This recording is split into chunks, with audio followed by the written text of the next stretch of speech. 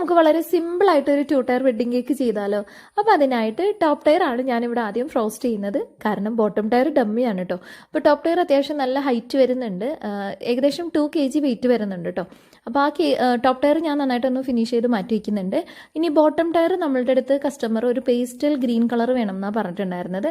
അപ്പോൾ അതുകൊണ്ട് ഞാനിവിടെ ലീഫ് ഗ്രീൻ എന്ന് പറഞ്ഞ ഒരു കളർ ആഡ് ചെയ്തിട്ടാണ് ഈ ഒരു കളർ കിട്ടിയത്. അപ്പോൾ കേക്കിൻ്റെ പരിപാടിയൊക്കെ കഴിഞ്ഞു. അപ്പോൾ അത് സ്റ്റാക്ക് ചെയ്തു. ഇനി ഇതിലേക്ക് കുറച്ച് ഫ്ലവേഴ്സ് വെക്കാനുണ്ട്. ഇപ്പോൾ ഇവിടെ ഫ്രഷ് ഫ്ലവേഴ്സ് ആണ് വെക്കുന്നത്. കസ്റ്റമർ നമ്മൾക്ക് അതുപോലെ തന്നെയാണ് റെഫറൻസ് അയച്ചിട്ടുണ്ടായിരുന്നത്. ചില കസ്റ്റമേഴ്സാണ് നമുക്ക് റെഫറൻസ് അയച്ചിട്ട് നമ്മൾ ചെയ്യുന്നത്. ബാക്കിയുള്ളതൊക്കെ എൻ്റെ ഒരു ഐഡിയയിൽ ചെയ്തോളാൻ പറയും. അപ്പോൾ ഞാൻ അങ്ങനെയാണ് ചെയ്യാറ്.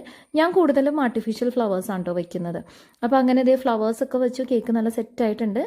ഇനി ഇതേ കേക്ക് നമ്മൾ പാക്ക് ചെയ്യുന്നുണ്ട്. കേക്കിൽ എപ്പോഴും ഫ്രഷ് ഫ്ലവേഴ്സ് ആണ് വെക്കുന്നതെങ്കിൽ നന്നായിട്ട് റാപ്പ് ചെയ്തിട്ട് വേണം കേക്കിലേക്ക് ഇൻസേർട്ട് ചെയ്യാനായിട്ട്. അപ്പോൾ അങ്ങനെ ഇതേ കേക്ക് ഡെലിവറി ചെയ്യേണ്ട ടൈമായി. ഞാൻ തന്നെയാണ് ഡെലിവറി ചെയ്യുന്നത്. ഇന്ന് എനിക്ക് ഡെലിവറിക്ക് വേറെ ആരെയും കിട്ടിയില്ല. അപ്പോൾ നിങ്ങൾ വിചാരിക്കുന്നുണ്ടാവും ഈ വീഡിയോസൊക്കെ ആരാണ് എടുക്കുന്നതെന്ന്. എൻ്റെ കൂടെ എൻ്റെ മോനുണ്ടായിരുന്നു. അവനാണ് എനിക്ക് ഈ വീഡിയോയൊക്കെ എടുത്തു തന്നെ കേട്ടോ. അപ്പോൾ അങ്ങനെ കേക്ക് നമ്മൾ വെന്യൂവിലേക്ക് എത്തിച്ചിട്ടുണ്ടായിരുന്നു. ആക്ച്വലി ഈ ഒരു വീഡിയോ എടുത്തിട്ട് 6 മാസമായി. ഇപ്പോഴാണ് പോസ്റ്റ് ചെയ്യാൻ ടൈം കിട്ടിയത്. അപ്പോൾ താങ്ക്